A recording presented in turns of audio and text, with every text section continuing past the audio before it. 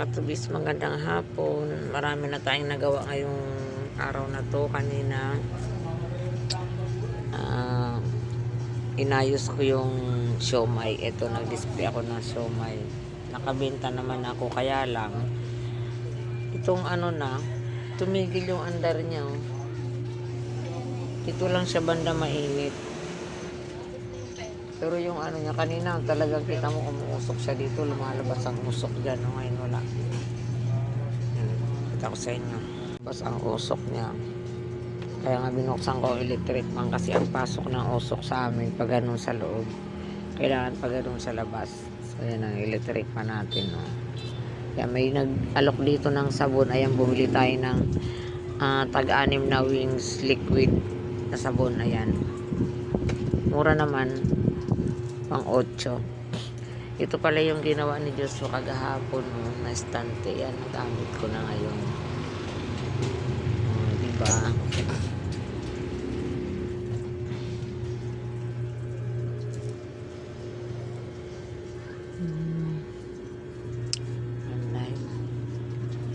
Tapos namili tayo ng konti kagahapon. Mga biscuit, ayan, tsaka yung candy pinunok ko pa. Hindi ko pa pala natanggal yung takip kasi kanina sa umaga kasi umuulan, kaya maaraw ba, kaya nilalagyan ko ng takip dyan na karton para hindi nabibilad yung mga candy natin. Yan, ayan. So ngayon papalitan yan bukas na ating siomay. Mamaya lilinisin ko yan. So gagamitin ko siguro yung aking mini Ay, may tubig na. Ayan mga katubis, may tubig na. Kasi kanina walang tubig, nawalan kami ng tubig. Siguro na pagkamalan doon sa labas. Ayan. Nilinis ko rin ang ilalim ng rib. Sinungkit ko ng bakal kasi nangangamoy, mayroong mga pupo ng daga. Yun, nakuhanan ko nga mga kipot ng daga. So ayan tayo. Dumating pala ang deliver ko ng yelo. Ayan. Meron pa siyang natitira dyan. Pero pagka may bumibili dyan, ako kumukuha. Ang iba balot ko na, ayan, nilagay na natin dyan sa ating freezer. Maliit lang ng freezer ko, pero ang laman yan, kung wala yung sa taas, mahigit 20 rin ang laman yan, kasi 18 lang nailalagay ko dyan sa nasisiksi ko. Yung doon pa sa taas, mahigit 20 yan, medyo makapal na yelo. Ayan. So kanina nagligpit ako mga katubis, hinahanap ko yung dalawang relo. Hindi ko alam kung nasaan. Ang alam ko, doon ko lang yung nilagay sa bag.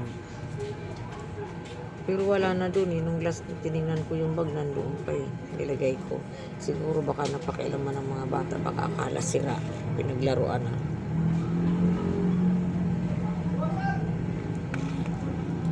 Nandito kasi sila nung nakaraang buwan kasi may mga bulutong. Nung ginawang quarantine ang ating tindahan ng mga bata na nagkaroon ng bulutong kasi may baby doon. Ngayon magaling na, kaya hala ka dyan, let's see, uwian na sila. Natry ko dito ulit nahirapan kasi ako dun sa isang gamitin sa sa pag-upload. Try naman natin dito, salit-salit lang. Total, ang dami ko nang nabawas dyan na mga videos at saka picture kasi yung ating Gmail hindi na, kumbaga sa full storage na daw. Nagtatry naman ako na magbayad, hindi naman matanggap kasi ang balance ko daw sa sa Shopee Pay ay not enough. Order pa more, pero nakapagbayad na ako, kaya meron tayong doon, meron na tayong tag nito, balance. Nag-iisip akong order ko anong i-orderin ko kay Choco. Kay Choco ko lang ginagamit yung ko sa sa Shopee Pay. Siguro orderin ko siya ng shampoo at saka yung vitamins na yung pang-spray sa buhok niya para maging smooth siya. Kasi naiinis ako dun sa ginawa nung pinagupitan ko si Choco eh. Nakakainis. Talagang hindi ako makamove on dun. Kinalbo yung batok. Ang pinababawasan ko lang yung dito sa may mata niya. Kasi pag mahaba na yung dito, nasusundot ang mata niya. Nagmumuta siya. Tapos, yung dito lang. Saka yung sa dibdib niya. Hindi, yung batok niya talaga dito. Galit nga rin tong si Choco eh. Hindi siya wala siyang pagkain mga katubis. Ang ginawa ko sa tanghalian niya, talmusal. Dinurugan ko siya ng siomay. Niwa-iwa ko yun ang pinakain ko. Yan siya. Oo. Halika kay mama dali. Halika. Tampo ikaw. Alis tayo maya. Sige, iwan kita dito. So, yan. Ay, dito. Halika.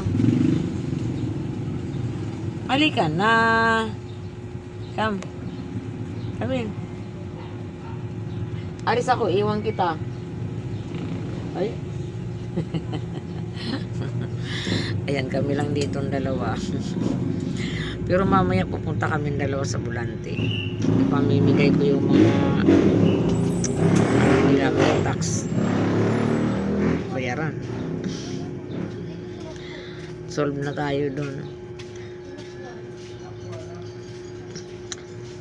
Hindi ko alam kung anong araw kaming uuwi ng aking big brother. Wala pang sinasabi, hindi pa ako tinatawagan eh. Sana makasama ako. Problema ko itong aking bunso na to, kung maisasama ko ba to, baka hindi pumayag si big brother. Pero kailangan ko siyang bilihan ng kung hindi bag, baka yung maliit lang na crib yung kasi siya, pambiyahe lang talaga.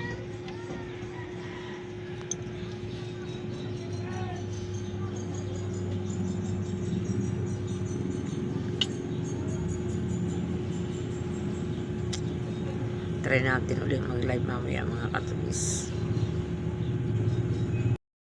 Oo nga pala mga katubis, sana po suportahan nyo naman ang ating YouTube channel. Doon sa mga hindi pa nakakapag-subscribe, mag-subscribe na po kayo. Kunti na lang ang ating hahamulin. Magagawa na rin natin ang dapat natin gawin. Malay nyo ba? Matagal kasi akong ang totoo, madami akong video na dapat kong i-edit, kaso lang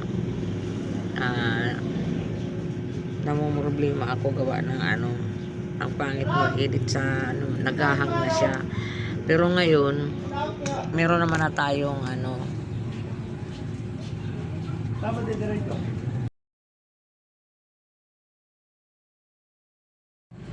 ito, pwede na tayo dito yan, pwede na tayo dito mag-edit. Dami namang yan, kaya siguro sisipagin na tayo ngayon. Sige mga katubis, hanggang dito na lang tayo uli.